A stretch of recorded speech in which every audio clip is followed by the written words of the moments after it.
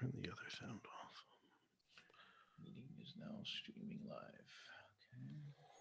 Okay. Facebook.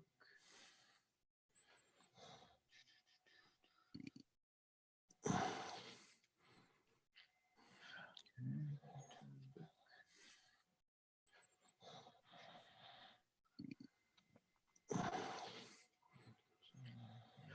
we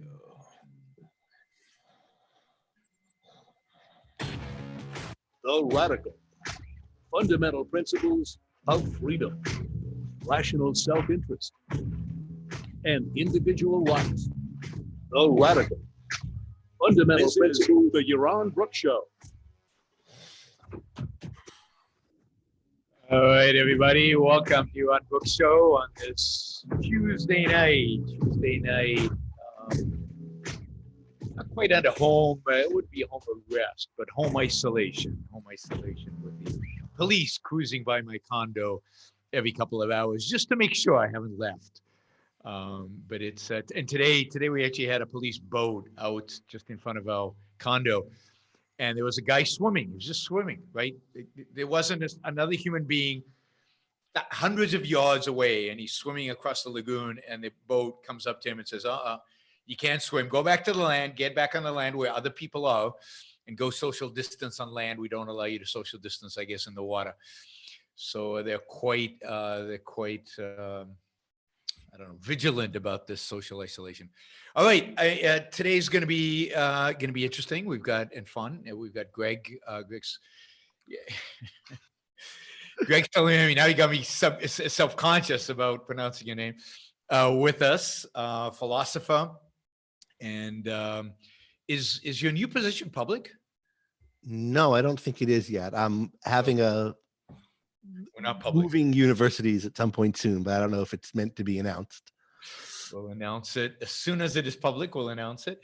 So I invited Greg in the show to talk about a number of topics, maybe not directly related to coronavirus, because we kind of think there's a certain coronavirus fatigue. I certainly feel it. I think a lot of us feel it kind of almost every day, doing something related to this. But we thought we'd take on some related topics, and so we want to start. So hi, Greg. Hi.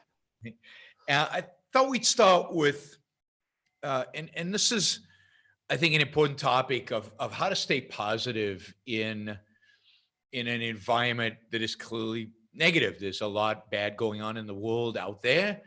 A lot of us are in a very constrained environment where we can't do what we normally do and what we like to do. And is it important? A, is it important to stay positive? And B, what are some ways in which to think about staying positive in a environment like we're living through right now?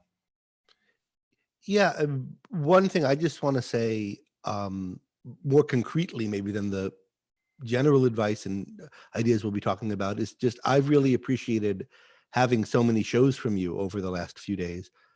I remember 9/11 when that happened. We all do, of course. Well, I guess some of our listeners are too young to, but I was the first time living away from where I grew up, really, in graduate school. I didn't know anyone there, and I just a month into my living there, this happened, and the world turned upside down. And it was I remember listening to Leonard Peikoff doing some guest spot on a radio show, and it was just hearing someone with a shared values of mine and the common philosophical framework, and who I'd learned so much from, and who was so clear in his ability to think about these things, was both just really helpful in understanding what was happening, but also just really helpful emotionally in dealing with it. And I think I'm sure this is an event, I think, at a larger scale even than 9/11 in its possible impacts on the world. And I think for a lot of people, this show must be serving that function. Well, I hope so. I mean, part of the motivation to do it and part of the energy behind it is the idea that I'm having a positive impact on good people out there, and make it easier for them to cope with the situation, understand it, and then cope with it.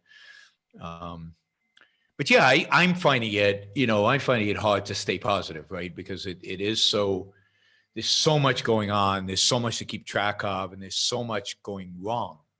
Yeah. I mean, Leonard wasn't positive after 9/11, right? No, So and neither, it's none not the of us were, yeah. it's not the positiveness of it that necessarily is the fact, but when the situations are awful, having other people who understand it and can make sense of it from the standpoint of, well, at all, and then especially where you have a lot of values in common with them and ideas in common that aren't widely shared. Yeah. And a lot of people, I mean, came together after 9/11 and it was within objectivism. If you think about people who got really involved in the movement, a lot of people will say that was something that really catalyzed them, and particularly the actions you guys took after it being such a powerful voice. Yeah, I mean, it was an intense, frightening time, and yet it wasn't. I don't know. I don't think of it as quite as oppressive as it is right now, and the magnitude of the errors being made and their impact on the world. While there were a lot of big mistakes and a lot of people, unfortunately, lost their lives as a consequence of those errors. I have a feeling this is going to have longer lasting and more negative implications for the world. Yeah, I worry that too. Yeah. But we were talking about how to stay positive. So part of the point is, yes, it's great to have people around you that share your values and you can discuss or listen to, or I after 9/11 I was inspired by Leonard as well, and having on-call, with me and at the Institute at the time was a huge benefit, ability to kind of cope with it all and deal with it all and come to the right decisions and conclusions about what to do. So part of that is just finding people who share your values and a voice of reason in the wilderness. Yeah, and so I think we're all trying to do that, trying to be our best in this situation and to provide that to people, all of us who have any kind of audience, and to provide that to people. And we're all thinking through this on our feet and don't have all the answers, right? But that is, how do you stay positive in bad times? I mean, one thing is to think about some of what makes it bad is the amount of uncertainty. The amount of things that could go calamitously wrong, but also you just don't know how they're going to go. If you knew what world we were going to be in 2 months, you can deal with it. But when things are amorphous clouds, you don't know what form the bad thing is going to take. Something bad at some scale is going to happen, but you don't know what. That's, I mean, that's what really anxiety is, right? It's where you have this diffuse thing to worry about and you can't put a shape on it. And we're all in that situation because that's the situation the world is in. Everyone is in that situation. And then, how does one cope with that?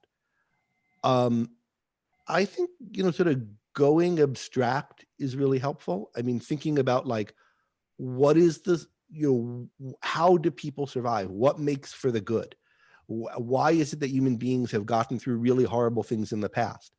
And then finding, really identifying and making it clear to yourself what those things are, both abstractly and then the concretes that embody it, and noticing them in your life, in the world, like, that we're on Zoom and these people have got this platform going incredibly, and all the things that go into making that happen and all the others. But then in your own self, your own ability to think, your own ability to problem solve, the people around you in your life who you see being rational, clear, productive, rising to the occasion, doing their best to overcome the obstacles that there are, to thinking clearly, to having a good perspective on it, and really embracing and cherishing that in yourself and in the people around you and in the people in the world, and recognizing that that is what has always gotten human beings through the worst times and will get us through as best we can this time. And exactly what form it'll take,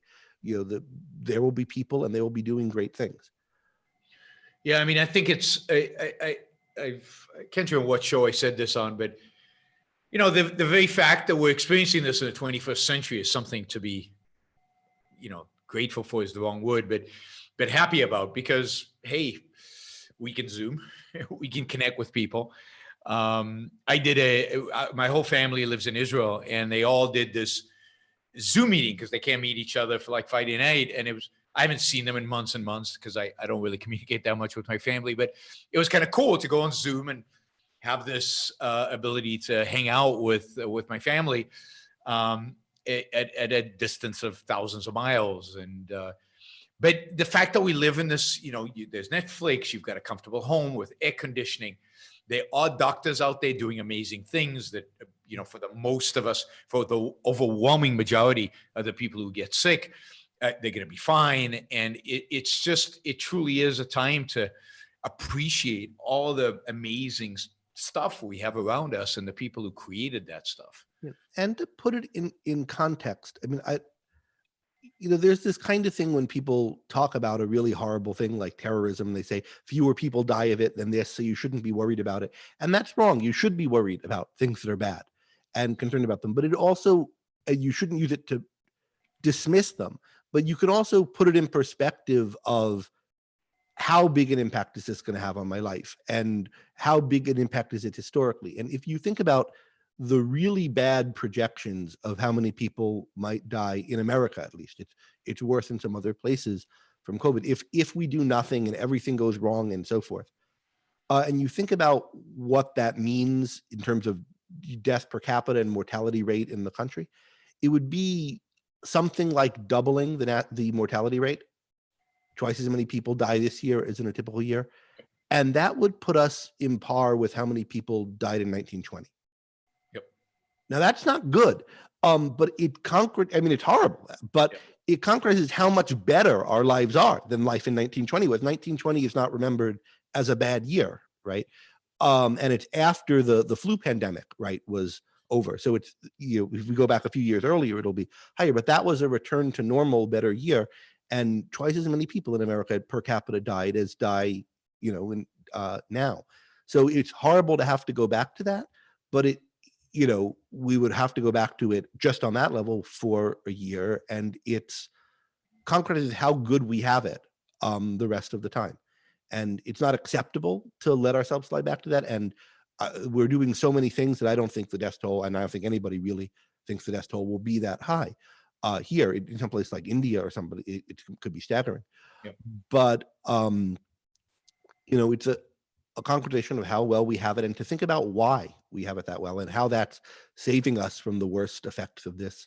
Now, despite all the mistakes that are being made and everything that's going wrong and everything that might still go wrong. So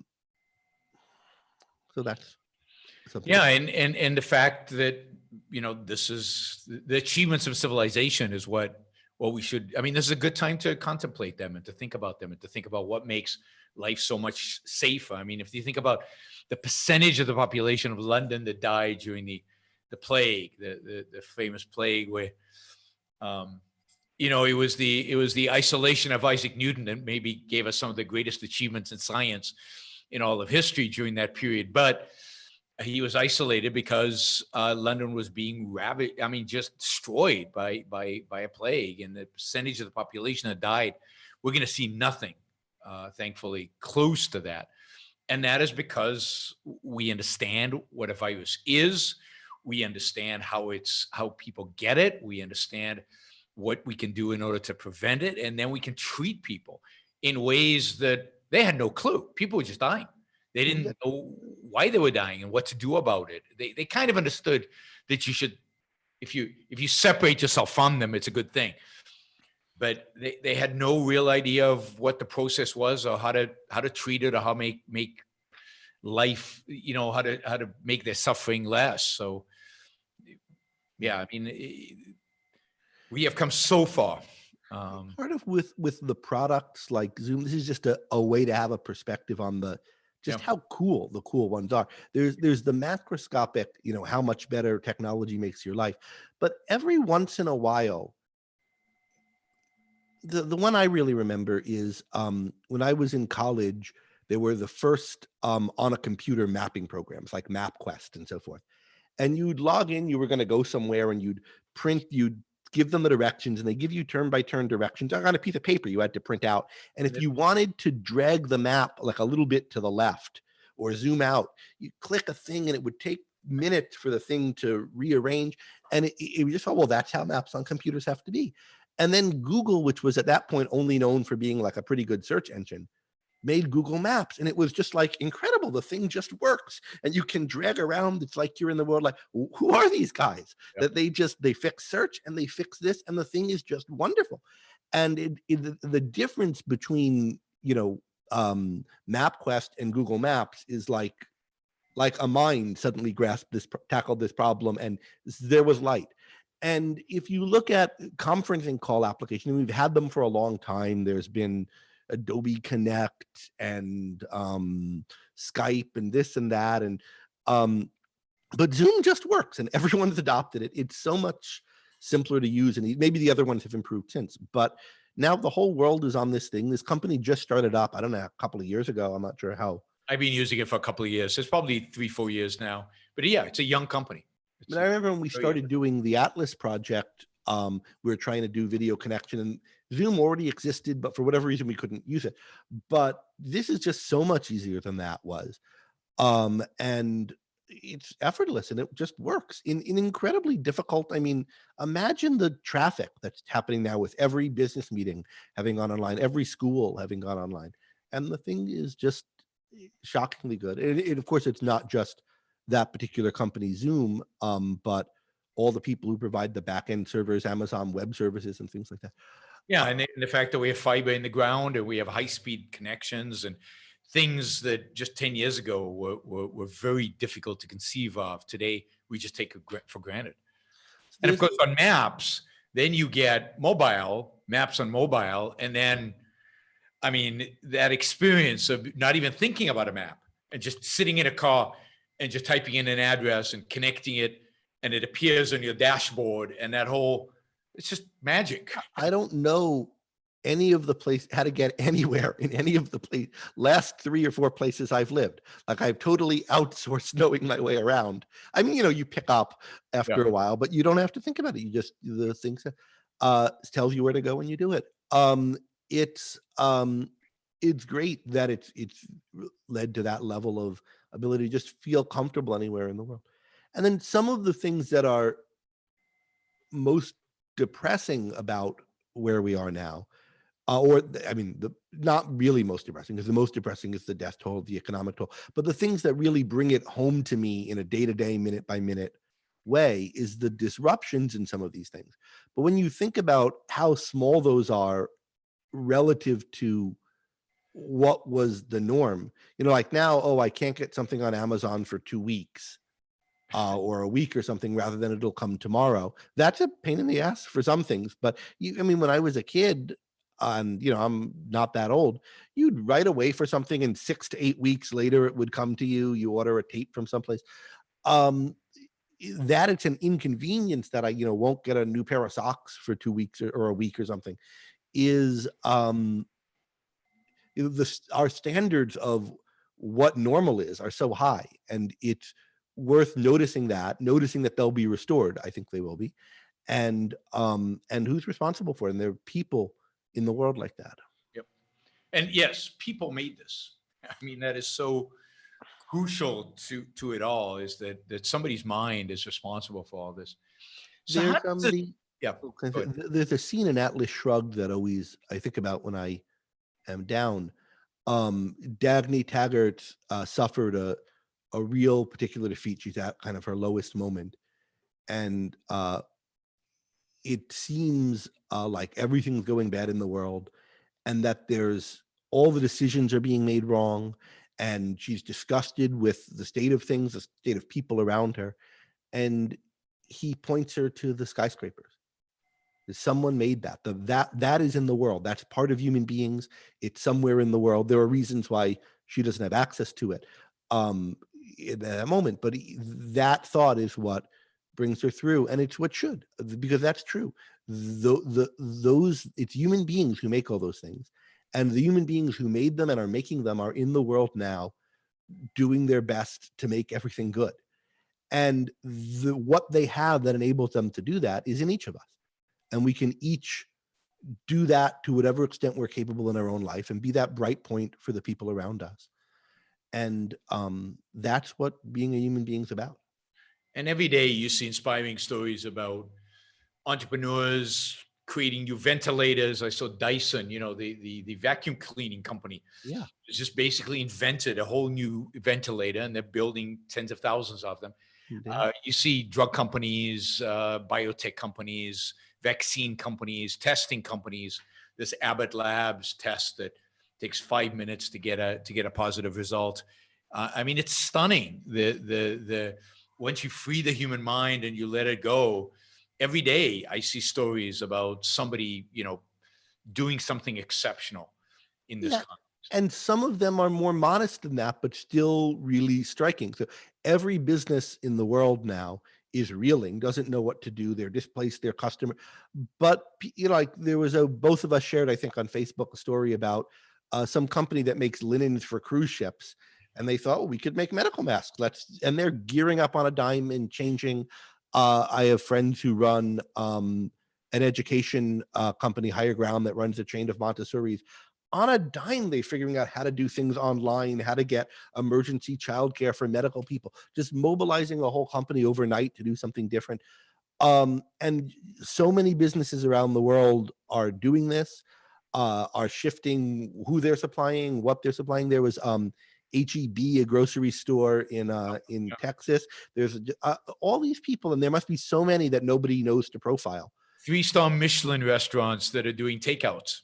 Yeah. That have figured out how to cook stuff that's easy to either to freeze, easy to get into the hands of consumers, and they're doing takeouts, and people applying their minds to solving problems that people have. Whenever I go, I get takeout here because we eat out a lot. So for us, it's a big deal. So we're taking out and we go to all our favorite restaurants and the ones that are open. We're saying, we'll buy more than we need. Just stay open. We want to support you. We want to find ways to keep this going. And all the restaurants that we're dealing with are, in their own little ways, innovating in order to make the takeout type, to make it work, which is not always easy for them. Yeah. So how does this fit with this? There's a concept in objectivism that I think this is often misunderstood or badly explained, which is the idea of a benevolent universe. The benevolent universe. How does trying to stay positive in the environment we live in today, how does that fit in with the benevolent universe principle? Yeah. So there's a way you can take this premise, the idea of the universe is benevolent, it's a good universe, the universe is hospitable to human life, where you can be kind of Pollyanna about it. Oh, everything's fine. You're, Dr. Pangloss, who thinks he lives in the best of all possible worlds, and you're not judgmental or moralistic. But this is, coming from Ayn Rand, who grew up in Soviet Russia and was full of rage, rightfully, about what had made that happen and what had made that possible and its effects.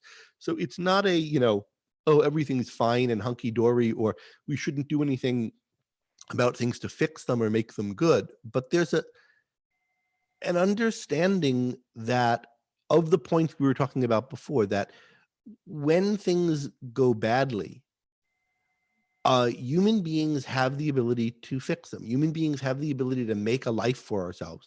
Human beings have reason, and reason is powerful. And that is what makes life possible and worth living. And it's a universe that's intelligible, that it's possible to succeed in. And when you understand that, you see part of what's angering is that how much of what's bad is due to people failing to be rational, people being irrational, people being evil. They could do better, and we could have done so much better and been so much safer from this miserable little bug if a whole lot of people had been honest, and other things. But the reason is those things, that badness is sort of like a deficit of goodness. What's powerful is the mind and goodness, and evil is weak and sniveling. And once one understands that you can hold on to a core conviction that you will be able to make something of your life, you will be able to make something good, and the good people will be able to succeed, and that if there's some case where they don't, it's the exception. It's not something to hold against the world. And I think for Rand, this was something that she struggled with. It wasn't that she was effortlessly held this perspective. I think it's a hard-won perspective from somebody who was through hell in a lot of different ways. But there was a real conviction that she, I think, worked to hold on to in herself, and you could see this in her characters working to hold on to it in themselves. But it's, I think, an important truth to hold on to, that, and you can really know that it's true. It's not like an article of faith. It's an important thing that you can grasp and understand why it's true. That what enables us, everything that we have and everything that we are and everything that we value, comes from our minds, and our minds are potent. Yes, and as long as there are people who are willing to use those minds, or people engaged in that universe, good things will happen. They won't necessarily always dominate, and bad things happen out there, but we can overcome them by using the methodology, by using, including fighting the bad people and figuring out how to do that. That conflicts, badness, evil, disaster, catastrophe are not inevitable. And so long as you know that, and you know what's essential involved in fighting them, there's a way to keep on. yes, and that does not negate the fact that bad things happen and that evil people do evil things and horrific things, like is happening today, and arguably made worse by evil people. That they are happening, that they will happen, but that they in and of themselves have no power. That is, the power, to the extent that they have any, comes from good people staying silent. Yeah. It comes from the good not standing up to evil. And indeed lending their power to the evil in some way. And you can think of all the concretes of that here. The Chinese Communist Party having covered up this virus and let it become such a contagion and get so out of control. It might have been a problem anyway, but not to the extent. That government, supported by so many fantastic, ambitious, entrepreneurial, just people who let their work get used to support this bad government, and they can change that. And it's their mistake, but it's the mistake of the good. It's not some omnipotent evil that's China's government. And then the similar problems with our own government, both locally in time, that is the Trump administration in particular, and globally, that for decades and decades our medical system's been crippled and socialized. And it's just this story that came out today I was reading about an attempt to make thousands, tens of thousands of ventilators for the emergency stockpile, and why it failed over the last 12 years, just incompetent management and done by a senseless bureaucracy. But all of that is something that we are supporting, and we can learn to be better. And you can appeal to it's the good in people that gives them the money, the productiveness, the resources that we can have an American government. And if you can appeal to people based on those features of themselves, you can get them to withdraw that sanction. And it might take a long time, but even if you don't succeed concretely, understanding that that's what's happening makes the world intelligible and makes you able to find what course is possible to you through it, insofar as you have enough freedom and to lead a life. Yeah, and there's enough good going on in the world right now. There's enough good that's accessible to us, and in spite of the horrors around us, it's possible to stay positive and sane, and preserve the energy to fight the bastards, to fight the fight, because the fight is only going to get more intense. It's not going to get easier. I think that's right. And one of the things there's a lot going on now where I don't know what the right thing to do is. On a policy level, I'm trying to work it out, but it's hard to know. And we could talk about the role of philosophy in all of this and trying to understand these things. But there's going to be a period after this crisis has passed, and everybody is going to be rethinking everything. And who's to blame, what's to blame, what kind of society should we have, why did this happen, what would have prevented it? And that's going to be a time to really push. And we need to be working now to understand these issues, and we need to be in a position to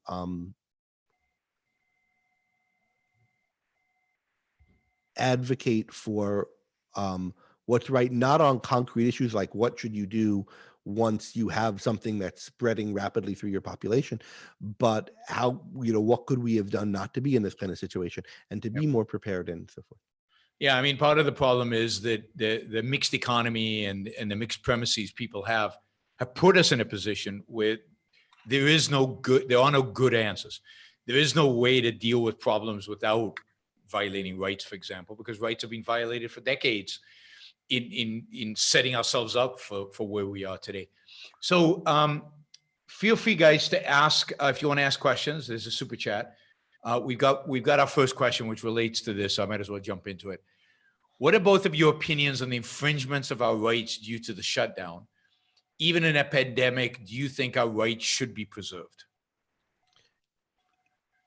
Yeah, I mean, rights should be preserved always, but there's a question about what it looks like to preserve them in different situations. And I think in emergency situations, there are certainly places where governments can issue shelter-in-place orders or things like that for short times. I find it hard to justify the kind of length and extent of it that's happening now.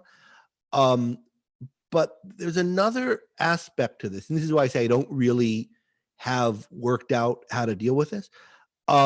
People, liberty and rights are, it's not like in a state of nature we're free and secure, and then governments might come and interfere with our rights, or criminals might come and interfere with our rights. If you imagine like primitive people living in a tribe, or people living in a really early civilization, they're living on top of each other. Their whole life is public and controlled by the group. And part of what the evolution of good government over the centuries has been, and the development of individualism and the principle of rights, is figuring out how, when people are living together and close and on top of each other, and everything they do impacts one another, how can we make it so that each person is able to lead his own life by his own judgment, and he can make choices and incur risks and so forth, and then he suffers the consequences if those risks go badly, and gets the rewards if they go well. And even like the advent of private property, someone had to come up with, you can own land, and then what you do to the land, you get to keep when you improve it. And you could have property and other things and so forth. One fact about human beings is that we can get sick and we can spread disease to one another. And that when we live close to one another, we can be vectors for spreading disease to one another. And when we didn't understand well how that worked, there was nothing we could do about it. Now that we do understand better how it works, we have to think about, I have to think more than I have about how should law handle this? How do we define rights in this context? And it's a very bad result in a crisis when everybody forget what the law should do. When there's a problem where if we go out of our houses, we might cause a disease to avalanche out of control and kill more people. We're in a situation where it seems like our abilities to live with one another conflict. That my doing something will come at someone else's expense, and someone else is doing it will come at my expense, and who's going to sacrifice by who's staying in. Part of what we need to understand better is how over the long run to separate our lives, to disentangle our lives, to define the principles so that we each have a sphere in which we can act. And my doing what I do will not endanger Yaron or someone's grandmother or someone else somewhere. And part of that might be thinking about like what kind of liability can individuals have for their own spreading of disease, and different ways to monetize that, relate it to what kind of insurance and healthcare you have. And there's a lot of thinking about how to make it so we each have the maximum amount of control over our own life and our own risk, given the fact that diseases like this are possible. Yeah, and it's complicated because there are all kinds of diseases, and you can't sue somebody for giving you the cold, I don't think. Right. And where do you cross the line? And this is, I never thought of it quite this way, but it's true that if you had an actual insurance market in these kind of things, the market would determine what's the threshold by which, in a sense, you're self-insured, getting a cold, no big deal, I lose a couple of days of work, or where it gets to the point where, no, I really need insurance for this. So, and markets would probably, or governments would develop kind of markers for what constitutes real threats, what constitutes insurable threats, what is non-insurable. But we live in a world where none of this is thought out. None of this is where the president can announce a state of emergency out of nowhere, or state governors can announce a state of emergency. You don't need to legislate. I mean, another thing is, I mean, if this is like a war, then shouldn't Congress declare war? Shouldn't this be legislated? Shouldn't Congress have declared a state of emergency with regard to coronavirus and given the president some special powers in that context, rather than, in a sense, the executive just grabbing those powers? Because even a war today, we don't declare war. The president just does what he wants. So we live in such a distorted time in terms of even our constitutional protections, even the way the founders thought of separation of powers, and it's so hard to think about what could be in a proper government, including that proper governments need to evolve, not in their basic principles, but in how they actually function to deal with new knowledge of what's possible, new levels of technology. And so if you think about how would you, the principle of rights and the structure of a proper government is meant to make it possible for you to have maximum control over your own life and separate it out distinct from other people's lives. You have a sphere in which you are sovereign. So given that other people can infect you with things and you can infect people with other things if you come too close to them, how do we deal with that? And how do we deal with the range of risk that there is? Well, first of all, I mean, in a proper government, all property would be privately owned. So there wouldn't be public spaces where you're interacting with people. All right, so then presumably different property owners would have different policies about when they would mandate social distancing on their property and when they wouldn't. And maybe there could be, maybe the government could determine that certain practices would be reckless endangerment, or there would be default things about what you would and wouldn't allow, that you would have to sign a waiver to, yeah, you can go over this guy's house or shop in this guy's mall, but understand that it's he's operating it in a different fashion than other people operated in, and it's therefore contagion is more possible there than in other places. And then you might have to have different kinds of insurance to, if you're doing that. There's all kinds of ways that market forces can solve this. But what it means for market forces to solve it is individuals are free to come up with ways to solve it if we define the rights properly in the first place that gives them the control over their own rights and interactions. And this is, I don't know exactly what that way to set them is and what the way to define them is, but that's the kind of thinking that I think has to go into understanding how a government should function ideally, and then what small changes to our present government would get us, more and more in that direction. And of course, in such a society, people would bear the cost of their own mistakes. People would bear the cost of their own decisions. You wouldn't have socialized the cost of medicine. So if you got sick, you would have to pay for that, and your insurance company would have an incentive to motivate you to behave in appropriate ways. So, for example, there could be a clause in your insurance policy that says, when the government announces there's a pandemic, so it would still depend on some announcement, then we expect you to behave this way. Otherwise, you're not covered. And if you get sick, we're not going to pay for you. So there's so many ways to incentivize people and to create the right kind of contractual voluntary relationships between people when people are free to make those kind of choices. Yeah, there's a kind of caricature of individualism where people imagine it's based on this idea that every person is sort of an isolated, like windowless monad in Leibniz's system, like somehow totally distinct from and not impacted by everybody else. And every piece of property is sort of totally distinct from every other one floating in a void. And then, well, individualism isn't true because what you do with your property affects mine. And if you pollute something, it might drift over into mine. And if I cough, maybe it gets on you. But the whole principle of individualism is, of course, we're not these atoms in void floating apart from one another. We are human beings living in a world in which matter is continuous and everything's touching and things everything affects everything else. And what we do is, in light of that, we figure out how to draw the lines to separate things out such that one person's mind can control his life and he's able to live his life by his own reasoning, and the next person over is, and the next person over is, and as much of their interaction as possible is chosen by them. And the more that we understand the ways in which we can impact one another, like by as vectors for disease to spread or in some other way, the more we can understand how to create the laws and define the rights, such as to empower people to live that way. So it's real individualism starts with the recognition that we're not automatically separated out from one another. We're all thrown into one another, and we have to figure out if we each value our own lives and recognize that our own mind and own choice and own decision making is what makes our life possible to us and worth living. Figure out how to give us each a sphere in which we're sovereign and keep those spheres separate so that we know what's up to whom.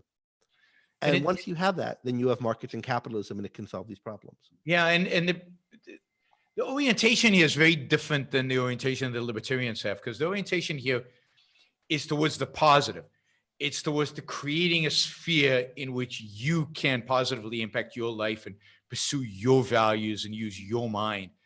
I mean, when libertarians often talk about rights, when they talk about rights, they talk about it as, my rights end with, when my fist approaches your nose or something like that. And it's all a negative. It's all in the sense of rights, as long as I don't hurt you, I can do whatever the hell I want. That's the kind of perspective on rights, which is completely wrong in terms of, it's so much more about empowering the positive, and positive in the sense of the right way of living. Yeah, I mean, it's negative in the sense that it's about empowering the positive by separating it out from the things other people can do that can make it impossible, that can harm you. So there's a sense in which, my freedom ends where your nose begins or whatever is true. And what they call negative rights, I don't have a right to something from you. I have a right to freedom from you. But then why do I have a right to freedom from you? How do we understand what freedom is? And it's not some default state that we find What's ourselves. The value of freedom? Why should I value freedom? Exactly. And it's not some default thing that people automatically value or automatically know what it is or automatically exists. Another way I think of it with libertarianism is there's this kind of ridiculous thing that libertarians claim, like every government goes bad or gets worse. As though governments, there was some Garden of Eden where nobody forced anybody. And then the first guy robbed someone, and someone had the idea, well, we'll set up a government to stop a robber again. And for a couple of days it went well, but then suddenly the Gestapo came or something. But that is totally ahistorical. Most governments haven't gotten worse over time. It's not like we started in some kind of free state and it became more and more totalitarian. By and large, governments have gotten better. I mean, if you look at America's government over certain periods, it's gotten worse, or other governments. But it's not like every time society's improved and people have become more free, it's because there's been a bloody revolution and we started from scratch. There's been evolution to more and more respect for, not enough, but still over a period of time, more and more respect for freedom, for individualism. If you think about Britain from the Middle Ages into the 19th century, this is, there were some revolutions occasionally along the way, but it was mostly a free development, mostly a bloodless development towards the better. And it's because freedom is not something automatic. It's not a default state. It's an achievement. Rand spoke about government as having the purpose of extracting force from social relations. And that's something we have to learn to do and come up with institutions to do. And the right institution is a capitalism, a government that's based on the protection of individual rights. But that's a real achievement. And it's not an achievement that's been fully made. We've approached it, but not gotten there. Yeah. So I do want to return to the question, because I'm not sure we completely answered it. So what is my opinion on the infringement of our rights? I do think our rights are being infringed today. They're being infringed partially because of the arbitrary nature of what's being done. Partially because there's no timeline, there's no plan, there's no strategy. You get a sense of people just acting, some second-handedly. The governors and mayors who are saying, well, why am I doing the shutdown? Well, because everybody else has done it, so it sounds like the right idea. To Como saying the other day, well, maybe it was wrong of me to actually shut down the entire economy. Who knows? Kind of as if nobody had thought this through. Nobody had a plan. So I do think their rights being infringed primarily because of this, irrational, almost emotionalistic response to the crisis, and also because of the failure to deal with it appropriately early on. Now, maybe we would have got to this point anyway, even if the government had done the best that it could have done with the testing and the data early on. But we don't know that because they screwed it up so badly. So it's, here in Puerto Rico, there's in context is dropped, right? So you can't even take a walk here. You can't even go out of your, it's absurd. So if you believe in social distancing, then okay, as long as you're far away from people, then that should be fine. But here they don't even want to. You can't literally be alone in a park because the park is, quote, closed, and this goes to the fact that there's no private property, but even if there is, right? Even if I owned the park, they'd still close it. They wouldn't let me hang out. Yeah, you have to think about where the rights violations are and when they took place. So in effect, the way the healthcare system is run and the way lots of things are run are such that we've been shackled together years ago. Yep. And so now we're kind of all in this together in a way we didn't have to be. And then on top of the really egregious ways in which we've been shackled together where we didn't used to be, that is, we have our medicine is so much more socialized everywhere in the world than it once was.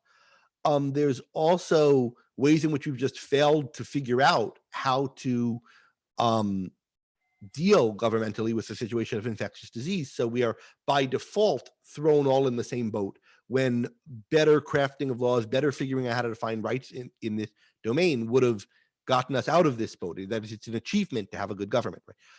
So we're all kind of thrust in with one another in ways that we could have avoided based on things we already know and could have learned to avoid in the things we don't know. And so we're in a situation where we're unfortunately in a lifeboat and in an emergency. And so some kind of restrictions, I think, are unavoidable. And they are violations of rights, but they're violations of rights that were baked in from the beginning. That said, I think there's additional violations in how this is being handled. So I don't know how much locking in for how long can possibly be justified, but I know that none of it can be justified without clear plans, honesty about what's happening, honesty about how we got here, honesty about, transparency about what's going on, that this is a horrible, abnormal situation. You're being asked to do something that would normally you couldn't be asked to be done. And we owe you, whoever governor or government that's doing it, a plan. We have no right to any kind of petty personal squabbling, any kind of offense. They should be, profusely apologizing for this having to be the situation and saying, we'll tell you everything as soon as we know what we're going to, and really be doing this with a plan for how to get out of it. And it's clear that our leaders are panicked and they're not doing that. And so there's also this weird, they're not willing to actually say that some people are more susceptible than others, right? So we all know it, but I've seen nobody on the stage say, and if you're over 65 or if you have pre-existing conditions, you should be 1,000 times more careful because you're likely to, the probability of you dying is actually significantly higher. It's as if their egalitarianism doesn't allow them to differentiate between those who are susceptible. We all must suffer equally in some way in these lockdowns. When people are giving personal advice on it, they do make that distinction, right? Be particularly careful if you're immunocompromised or this or that. But when our policy prescriptions have been too blind to it, and I do think there's a kind of egalitarianism behind that, and also a kind of faking of reality at a broad level. I think the earliest policy responses to this were, let's try to do this little thing, whatever little thing is consistent with what we already thought, what kind of thing we already like to do, and hope it'll fix things. So for Trump, it was shut down some borders, right? Because he always likes shutting down borders. That's his go-to thing. And then maybe that'll fix it. And I won't have to think about it anymore. But for other politicians who have different views and different things, and maybe, whatever you think about borders, maybe you think they should be shut down. I think they shouldn't in general. But, if it was someone who had my politics, it might be loosen this regulation or this one thing. But one little thing that we imagine will fix it, and then we don't have to think about it. And when it got worse, it's now we know, we have to do this lockdown. But there's a kind of, I think, happy talk, evasive thinking that when each measure is taken, this will be the one that'll solve the problem. Yep. And not grappling with the fact that the problem is not fully solvable at this point. There's going to be a lot of death and a lot of destruction. Mistakes have been made. There can't be getting out of that. And then the question is, how do we minimize the damage? And really thinking integratively about all the levels of damage and all the different types of damage. And you can't think you're going to save every life at infinite cost to the economy, as though damaging the economy and locking people in their homes, basically imprisoning them, is not damaging their lives, both in the sense of the quality of life, what makes life worth living, and second, literally, people will die because of it, or they'll live their last year in a cage, which is not a way that's worth living. So there's going to have to be a real reckoning with, this measure would save some lives, although still a lot of people will die. This measure would save some more lives, but the difference is not worth it. And people can't be demanded to make that sacrifice to save other people's lives. And part of it is going to have to be recognizing that some people are more vulnerable, and they're going to have to, just in the nature of reality, go through more to protect themselves, and we should try to help them. But we can't try to create a world in which the most susceptible to this are the most susceptible to the worst effects are prevented at all costs from dying, even if everybody else is made to suffer indefinitely. Yeah, which you remember Como at some point implied that, basically. He said one life, and that's okay. Let's do a few of these questions. What infringements on our rights do you think the government will institute when they allow things to go back to normal?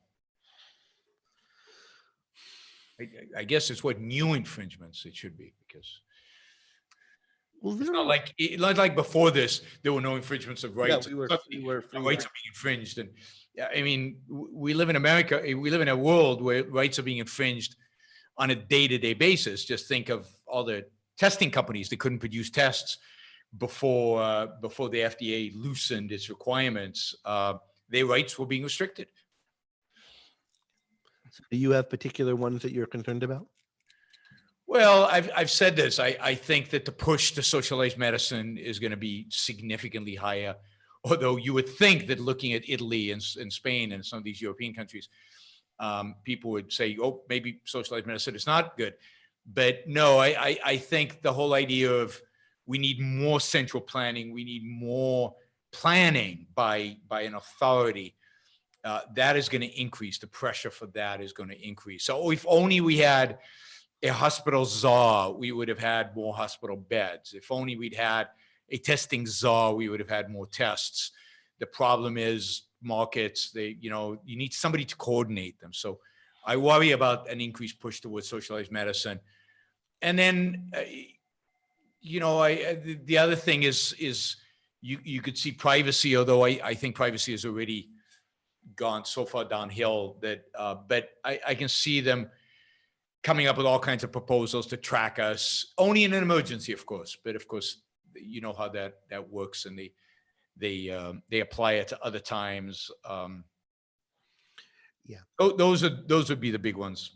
The other one is the degree of management of the economy. So if you look at people talking about this, they talk about it as though they were Soviet central planners. So it's like, we need to slow the economy and then bring it back at this pace and then that pace, as though there are a whole bunch of dials that you can turn and run everyone's life. And there is a need, and particularly if government shuts down an industry, for them to do some kind of recompense or something, or at least arguably there is. But the idea that they can fine tune the response and bring things back up is, I don't know exactly how it'll manifest, but I think it's going to be really bad. I think that's right. And you're already seeing, they're talking about a fourth stimulus bill now. There's going to be another $2 trillion, and maybe most of it would be infrastructure. And this idea that the government can print money and thus create economic activity. That is that this is somehow, there's a free lunch, there's a way in which government can manage and run and save and rescue an economy, is so dangerous. And the problem is that the costs of these things, the damage that they do, is often unseen. This is the point Henry Hazlitt makes in Economics in One Lesson, is that the bad outcomes are often unseen, or unseen by most people. I remember when the government bailed out a bunch of different industries in 2008, and sometimes they gave them loans, or in some cases they actually took equity positions, actually bought a stake in like GM. And they made money on a lot of those investments. Like the top bailout, people talk about bailing out the banks, but the government actually made money off of that. And I constantly was saying, I hope they lose it all, because if they make money on it, they think they're good at it. And they'll think they can keep doing this, that they can keep figuring out who should lose and who should win and who to invest in. And I think that's part of the damage of what's going to happen and what is happening. It's a really good question what way this ought to be treated in law and what the government should do here. I mean, one of the, in terms of the economy, in terms of blunting the consequences of the shutdowns, which they're mandating, and maybe in some cases need to mandate. But one thing that I saw someone suggest, which is plausible, is to regard it in law as a taking. So, if the government commandeers your car or takes your house or does something, they owe you compensation. And you could think of it as, that a business is shut down is a taking of that time, and maybe they have to pay them for it or something. But it's hard to see. I wonder if another thing that could be done is some kind of, if it should be thought of in terms of way to interpret moratoria on certain kinds of contracts, but it's just very hard to see what they could do that wouldn't make things worse. I don't see how you can do anything at the end of the day, because takings, you'd literally have to calculate the cost, right? So you could only settle up later. You couldn't have a massive bill that they would then distribute money out to people. You'd actually have to figure it out. And it's not easy to figure those things out. And of course, the real taking here is if we're all mandated to stay home, particularly in places where you really don't need to mandate people stay home, because not everybody, everywhere, maybe in New York, you can make a really good argument for that. But in some places where mayors it's not clear, how would you even calculate that? Lost earnings. I mean, there are all kinds of ways you could do it if you had some kind of mechanism by which to do it. I also find it troubling to think in terms of, okay, a government has made a decision about everything. It doesn't, you can't, it's like the argument, part of the argument about reparations. You can't, this was government policy. It's what the legitimate government of the country did. It was bad. It was horrible. But what does it mean to then demand that a government, have reparations on something that it decided?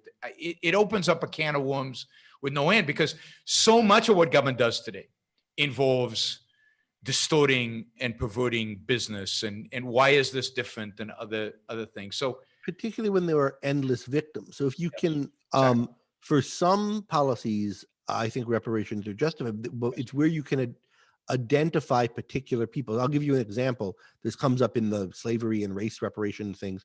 There allegedly, again, I haven't read the studies, it was found that tax assessors allegedly inflated the value systematically of homes in certain neighborhoods, mostly Black neighborhoods, and deflated the value for tax assessment in other neighborhoods. And you can show that it happened and so forth.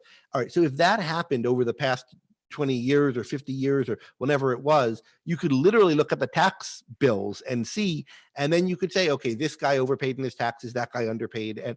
But if it's everyone everywhere, I mean, who are you taking the money from to give to someone else? Yeah, and there it's fraud, right? So somebody did something that was anti the law. The law wasn't set up that way. It's right. Somebody randomly, but let's say the law actually assessed some people higher taxes than other people, and it was ruled constitutional. I mean, and then you decide, oh, that's unjust, and you do away with the law. I don't think you can go back and say, okay, we're going to compensate people based. And we don't even have to assume it. It's true. Yeah. If you make more money than someone else, you're taxed at a higher marginal rate, and there's that is unjust. Yep. And I don't expect, when that law is changed, that will work out, which of us has been shortchanged relative to the other and who owes who money. I mean, the key is to move towards freedom, right? So the key is, I think, at a time like this, the thing the government could do best is, like they're doing in those sectors where there's an emergency, deregulating, loosening licensing laws, doing things like that. And that's the best thing from the economy. I think the more the government tries to compensate, the more it creates long-term distortions and perversions and injustice. And maybe in the short run, it works, in quotes, but in the long run, again, there's no free lunch. It has to come from somewhere. And we pretend that there's no cost because we can't see the cost directly. I'll give another example. You mentioned privacy considerations before. Yeah. And I agree with that's a thing to worry about. But I think even more broadly with privacy considerations, here's an area where I think the new technology requires new thinking about how right to search worked. So it used to be, the government either has the right to some information or they don't. Yep. They either can know this or they can't. And then we figure out which things. But the nature of big data is not like that. It's not that what's valuable isn't the government either has access to everything Microsoft knows about me or it doesn't. And therefore they can get a warrant to that information or not. It seems like what's happening is that we need to come up with a way to come up with a situation for warrants for specific searches. So they can't get all my location data, for example. But if I'm suspected of a certain crime, they can run a certain query if there's probable cause. And likewise, if I've tested positive for an infectious disease, maybe they could run a query that doesn't tell them everything, but turns up, everyone I've been in this close with or something. I don't see that as a big issue. I mean, if you have an infectious disease, they've tested you, they discovered it. They have every reason. I don't see it as a rights violation to get the access to everywhere you've been during a particular period where they believe you were contagious. I mean, to me, it's like, you're potentially harmed people. Right. And you at that point, you lose the privacy, you lose that information no longer just belongs to you because you have impacted potentially other people in a significant way. What I think we should be able to do is better define the information that they should be able to get in that situation from others, is that there can be tailored warrants. So if they can go into my phone and get all the information in there because they need the location information. Yeah. And then they find my love letters and my, I don't know, the novel I'm writing, which somebody could then steal or whatever it might be. Or can they do a targeted search, or there's what's called a special master in law where somebody could go through things and pull out. There should be, I think, more thought to what specific pieces of information, how accessed, given the way this information is stored, what kind of warrants there ought to be and so forth. And that's an area that I think there needs to be better laws crafted about. And it's not some obvious, you just read it off of rights. Understanding the principle of rights, you understand that there's a need to define better so everyone knows in advance how these things work. I mean, absolutely. We're seeing a practical example of that in a different area right now with the FISA courts, right? So we've got in America, in the United States of America, we have secret courts where the FBI gets secret warrants without any ability for a defendant to defend himself or for anybody to argue against this, to listen in to conversations and to get, something that used to require a really high standard. I mean, you see this in detective stories, right? They want a warrant to listen to somebody's phone and the judge says, no, you don't have a case here. And now we have that, but behind closed doors. And then, of course, they discover that there's a lot of corruption. There's a lot of, messing around with the data. There's a lot of mistakes. There's a lot of just bad stuff happening because, it's secret. There's no mechanism by which to make sure that people behave. And it's no adversarial process. Yeah, very dangerous. All right, let's see. Which is more important to capitalism? One's self-interest or voluntary interdependence? Oh, this is somebody playing around with a tweet I wrote the other day Oh. about interdependence. So morally, self-interest is what's most important. That's what life's about. But capitalism is about a social system. It's about how people, each committed to pursuing their own self-interest, interact, choose who to rely on and what deals to make and what situation. So if by the time we're talking about capitalism, we're not just talking about each person pursuing their own self-interest. We're talking about how do those people interact with one another such that each can pursue his own self-interest. And the essence of that is that they have to interact voluntarily. And so we have to figure out how to make those interactions all voluntary so that nobody is forcing one another. And voluntary interdependence or interacting where you're choosing what you depend on and who and so forth is just a way to put that point. Yes, and all of that is, the foundation of all of that is self-interest, because the whole reason we need voluntary interdependence is. I don't even like I don't even think I use the word interdependent. I'm assuming this person's dealing with. I said that our lives are enmeshed and intertwined, which I think is true. And in that sense, you could say we depend, in that I depend on whoever, but I think the right word is rely. I choose to rely on different people. Yes. And there's unfortunately, the dependence is used by the bad guys, because I don't know that it's a bad word, right? I mean, because you are in some, I'm dependent for my iPhone on Apple. I mean, I really am dependent on them. It's not a same sense in which the welfare, family is dependent on government because there it's, my dependence on Apple involves a trade, theirs doesn't. And that's, but maybe there's a better word, maybe relying. And of course, at the core of it all are trades. We're all engaged in voluntary trade for our own individual benefit. If you are, this is a weird one. Okay, if you are facing a life sentence in prison, what would you do? I mean, partially it would depend on why I was facing the life sentence in prison, right? What did I do? Was this a massive injustice? Then I'd spend a lot of the time fighting that injustice. Do I deserve lifetime sentence in prison? I have no idea how to answer that. I have the same thought process. Why am I there? Do I deserve it? That's going to change. I mean, is this like a Socrates question? Like he drank the hemlock because he thought the country had the right to. If I was in Socrates' situation, I'd do what Aristotle did and leave. Yep. But if I, committed manslaughter or something and was justly convicted of it, I would serve the sentence. But I would also think about, like, do I want to go on living in this situation? And both, given that I'm going to be in prison, and both given that I've done this horrible thing. Yeah, suicide would definitely be high on my list of options in those circumstances. And I think, you have to live with yourself. And some people can evade, right? They can live with themselves without really living under all conditions, and they evade it. But if you're not an evader, if you literally have to live with yourself, then sometimes it's just not worth it and not possible. Could Peter Schiff become governor of Puerto Rico and create Gold's Gulch? No. I mean, no, he couldn't become governor of Puerto Rico. If he could become governor of Puerto Rico, he couldn't create Gold's Gulch for a variety of reasons, among many of them that the people of Puerto Rico don't want Gold's Gulch, and I'm not sure Peter does, and I'm not sure Peter. Anyway, I don't want to say more about Peter than I have to. Peter's basically a good guy, but confused, I think.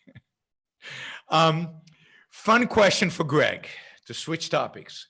Is the drum set in the view of his virtual background? It's not a virtual background, it's a real background. Yeah. A Yamaha recording custom or stage custom, and does he play it? I believe it is a Yamaha. I believe it's a stage custom, but I know everything about the guitars here because I know a lot about guitars.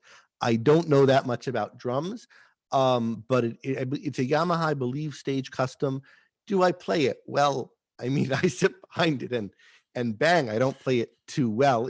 It's more for when friends come over, we could jam and other people play the drums better. But since I got it, I've taught myself a little bit. Cool.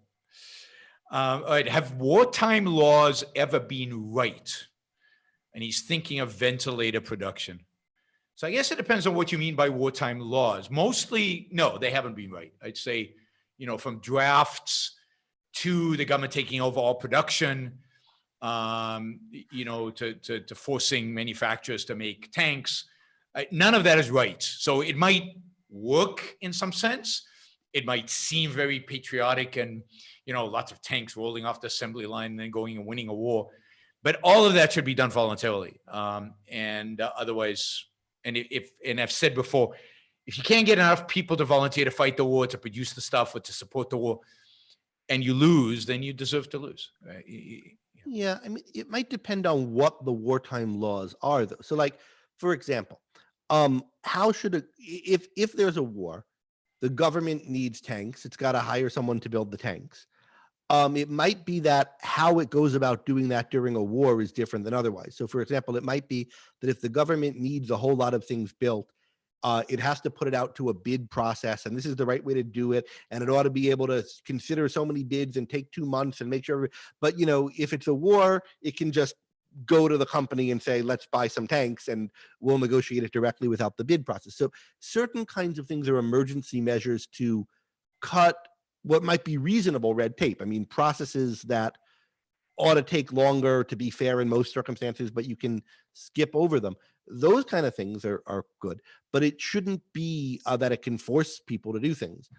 Now, maybe in some kind of emergencies, it can seize or commandeer something and then pay it back if there's no time to do anything else. But it's got to be sort of really time delimited. It's got to be clear, and it has to all be about sort of saving time in an emergency, not about being able to force people to do what they otherwise wouldn't be able to get them to do.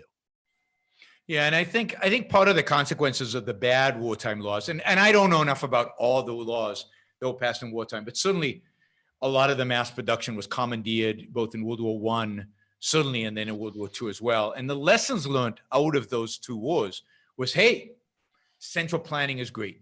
Look, we won the war. We beat the Germans. It's all because of these great central planners. Of course, the central planners were, at least in World War II, were corporate guys that they brought into government.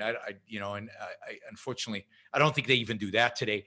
But it's bureaucrats that do everything. But the lessons learned from those experiences are what allowed the state to grow as much as it has and to intervene in as many places that it has. And it's really sad that almost every emergency in American history has landed up being an excuse to ultimately grow the role and the size of government, and have it interfere in our rights even more. And this is true from early on too, in ways that are like the Alien and Sedition Acts, which were under the Adams administration, but to do with conflict in Europe and so forth. So this has been happening all along, and those were overturned, of course. But it's really dangerous, and there might be certain kinds of special wartime emergency measures that are called for, but there are principles for them, and which I said before, and they have to be clearly limited in duration, and that's not how it normally works. Yeah, let me try to give you an example of a situation where the government can use an emergency, like stay-at-home power, right? Just tell everybody to stay. Let's say there's in your neighborhood, there's just been a terrorist attack, and the terrorists are still at large, and that they're actually in a shootout with the police, and it's a complicated issue, and they have to go catch a terrorist, and I mean, it's completely legitimate for the police to say, nobody leave your home. It is illegal now in this radius of space because it interferes with our ability to kill these guys. And now, as soon as they're dead, you can all come out, right? That actually happened to me. I was living in Boston, about a half mile away from where they blew up the marathon when it happened. And the whole city was in lockdown. Nobody was allowed to leave, everyone, for a day or two. And these guys were hiding, and they found them, and there was a shootout, and they caught them. I'm not sure that they did exactly the right thing in that situation, but it wasn't like this, and everybody was resenting it and worrying about it. Yeah, I mean, and if it's a mistake, because governments, even the best government in the world is going to make mistakes, then it's a delimited mistake over a certain period of time, and then you can have a discussion afterwards about what went wrong and why it needs to be fixed. But when it's so broad as today, where it's so all encompassing, it has real massive implications for human life. What do you think about like the blackout provisions in London during World War II? I mean, absolutely. I mean, you have to do that because you're not just lighting up your own. I mean, if it was just your house in the middle of nowhere, then tough. I mean, that's your problem. But if you're in the middle of a city, then absolutely blackout provisions are legitimate wartime law, that because your action is clearly affecting the people around you. I assume everyone knows what this is, but if you haven't watched World War II British television, it's every light had to be out or blackout curtains on the windows in London so that the Luftwaffe couldn't tell where London was and couldn't drop bombs on it. Yeah, and that's the days of precision bombing. But today, I mean, I remember we had blackouts in Israel during the Yom Kippur War in the 70s. Yeah, you couldn't put on a light because they were afraid. I mean, we never got bombed, but they were afraid that if a pilot could get, through the defense system, then then lighting up just as a beacon for them to know where to hit. So everything was blacked out. Everything was dark. So it's completely rational, I think. So those are the kind of laws where clearly your action constitute a danger, not just to you, but to other people around you. Then, it's the same as, I mean, it's not the same, but it's similar to if somebody's weaving across the highway, even on a private highway, right? And the police are completely legitimate to stop them. And if they're drunk, to say, this is, you're endangering other people, and that's a crime. To endanger other people is a crime, unless you've got, like there's certain sites that might be, this is dangerous stuff is happening here, and there are lots of signs, and but then you're warning people and you're telling them not to come into that site. But if you're just going out into the public and endangering people, that is, that is illegitimate. That is wrong.